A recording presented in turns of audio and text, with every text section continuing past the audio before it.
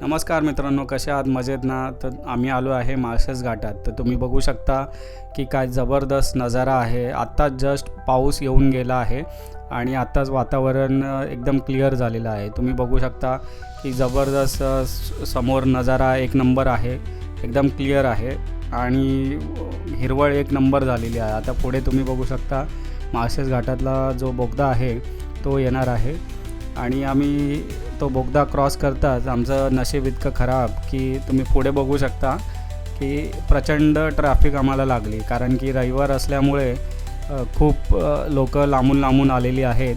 त्या माळशेज घाटामध्ये वेगवेगळ्या ठिकाणी धबधबे आहेत.